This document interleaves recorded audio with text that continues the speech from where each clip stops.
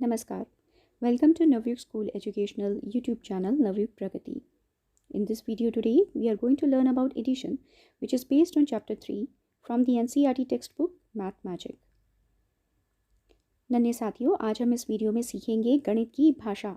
गणित के अपने कुछ खास निशान होते हैं, कुछ सिंबल्स होते हैं, चिन्ह होते हैं और उनकी मदद से मैथ्स की इक्वेशंस बनाना, अंकों को जोड़ना। ये हमारे नन्हे साथी सोनू, मोनू और टोनू क्या कर रहे हैं? ओह, दे आर डांसिंग। और उन्हें देखकर टिंकू और मिंकी भी आ गए। वो सब मिलजुल कर नाचने लगे। They all are dancing together. कितने खुश है ना? सोचो क्यों खुश होंगे, क्यों नाच रहे होंगे? हो सकता है कि उनकी छुट्टियां होने वाली हों इसलिए नाच रहे हैं, या फिर कहीं जाने वाले हैं घूमने। सोचो सोचो। लेकिन यहाँ जो नीचे लिखा हुआ है उसे भी ज़रूर पढ़ो। क्या लिखा हुआ है यहाँ पर? यहाँ लिखा है 3 चिल्ड्रन। सही लिखा है ना? इस बॉक्स में हमें दिखाई दे रहा है 3 चिल्ड्रन, राइट? यस। यहाँ क्या लिखा हुआ है? 2 चिल्ड्रन। यस, ट्रू, 2 बच्चे। और ये एंड भी लिखा हुआ है बीच में। एंड क्यों लिखा हुआ है?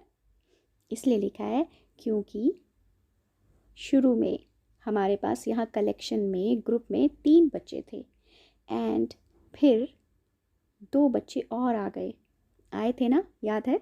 2 बच्चे और आए थे और अब वो सब मिलकर नाच रहे हैं ऑल टुगेदर। तो इज़ इक्वल टू, ये इसका मतलब हुआ ये सारे एक ग्रुप बन गया, एक कलेक्शन बन गया है ना? और अब वो बच्चे कितने हो गए हैं? ज़रा काउंट करें, गिनती करें। 1 2 3 4 5, 1 2 3 4 5 चिल्ड्रन। और ऐसा ही यहाँ लिखा हुआ है 5 चिल्ड्रन लिखा हुआ है ना? So we had 3 children. शुरू में 3 बच्चे थे, देन 2 चिल्ड्रन जॉइंड इन, 2 बच्चे और आ गए और अब हमारे पास में यहाँ पर हो गए हैं कुल 5 बच्चे, 5 चिल्ड्रन। तो अब फ़र्क देखा, यहाँ इंग्लिश में कितना लंबा लिखा हुआ है। 3 children and 2 children is equal to 5 children। लेकिन गणित की भाषा में हम इसे छोटा करके भी लिख सकते हैं और ये जो खास शब्द हैं एंड, इसके लिए यहाँ हम एक सिंबल यूज़ कर रहे हैं।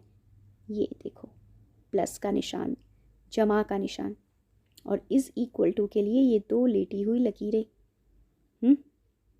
तो ये सिंबल्स हमें मदद कर रहे हैं इतनी लंबी कहानी को और इतने सारे शब्दों को छोटा करके लिखने में। और ये तैयार हो गई हमारी मैथ्स की इक्वेशन। यहाँ पर हमने देखा कि कुछ नंबर बढ़ रहा है। पहले 3 था, फिर 2 जमा हो गए और अब 5 हो गया। तो 3 से 5 हो गया कलेक्शन हमारा, बढ़ गया है, ऐड हो गया है, 2 ऐड हो गए हैं। ये बात याद रहेगी हमें। यहाँ पर एडिशन हो गया है, जोड़ हो रहा है, जमा हो रहा है। तो ऐसी बहुत सारी कहानियाँ हैं, जैसे कि हमें बड़ी भूख लगी और हमने मंगा ली एक प्लेट जिसमें थे 4 सेब, 4 apples. Can we count these apples? हाँ, 1 2 3 4 एप्पल्स, राइट? लेकिन भूख नहीं मिटी, एक थाली और मंगा ली और उसमें कितने एप्पल्स हैं? 4 एप्पल्स, राइट? 1 2 3 4। तो हमने कुल कितने सेब खा लिए ऑल टुगेदर? इसके लिए हम क्या करेंगे? हम फिर से काउंट करेंगे, जमा करेंगे सारे सेबों को, कुल मिलाकर कितने खाए? 1 2 3 4 5 6 7 8 खा लिए हमने सेब। तो हम इतनी लंबी कहानी को कैसे लिख सकते हैं मैथ्स में छोटा करके? हम लिखेंगे 4 प्लस, क्योंकि हमने और ऐड किया है ना?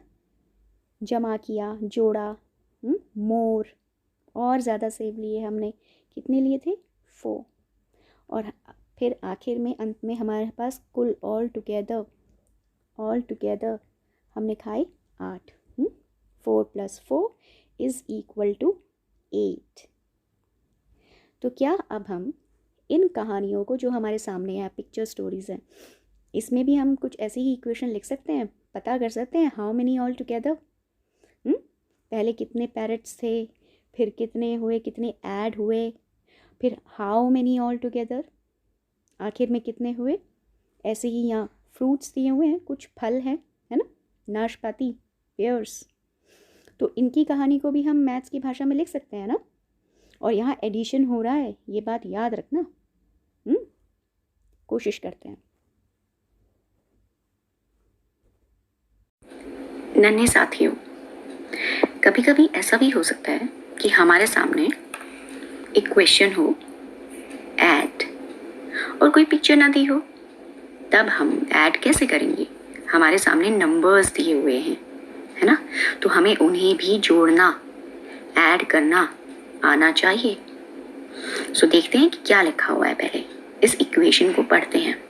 लिखा हुआ है 4 + 3 इज इक्वल टू व्हाट। हमें बताना है कि क्या है। अगर हम 4 में 3 को जमा करेंगे तो कितना उत्तर आएगा। तो इसके लिए हमारे पास में घर में स्टिक्स हैं, तो हम उनका यूज कर सकते हैं। Parents are requested to remove this step to make it safe for the kids. Please ये जो ऊपर मसाला लगा हुआ है इसे आप हटा लें, तो बच्चे सुरक्षित तरीके से इन तीलियों से खेल सकते हैं। तो हम शुरुआत करते हैं। हम पहले 4 तीलियां लेंगे। Let's take 4 sticks. 1 2 3 4 sticks, right. अब इसमें कितनी और ऐड करनी है, यानी कि इसमें और कितनी जमा करनी है, और इसमें और कितना और आगे बढ़ाना है। 3. So we can take 3 more sticks. 1 2 and 3. So we have 3 more sticks, right? So total how many sticks are here? All together how many sticks are here now? उन्हें फिर से काउंट करेंगे। 1 2 3 4 5 6 7. Let's count again. 1 2 3 4 5 6 7. Then let's write here.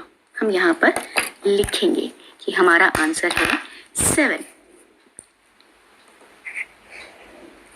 So 4 + 3 हुआ 7, right. Answer आ गया हमारे पास sticks की मदद से, तीलियों की मदद से। कभी कभी हम क्वेश्चन को कुछ इस तरह भी लिख सकते हैं। 4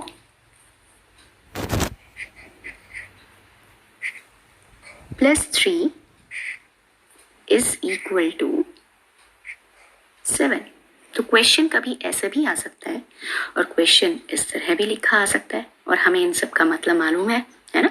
4 मीन्स 4 sticks, 3 मीन्स 3 sticks। और अब इस पूरे को हम काउंट करेंगे। Then answer comes 1 2 3 4 5 6 7 7 sticks, right? 1 2 3 4 5 6 7 sticks। तो इस तरह से हम एडिशन करना स्टिक्स की मदद से, या फिर इस तरह से ड्रॉ करके भी हम आंसर निकाल सकते हैं। सो नन्हे साथियों, अब वक्त आ गया है प्रैक्टिस करने का, अभ्यास करने का। सो वी हैव इक्वेशंस है, मैथ्स इक्वेशंस हैं यहाँ पर, लेकिन पूरी नहीं है। इन्हें कंप्लीट करना है, पूरा करना है, ऐड करना है।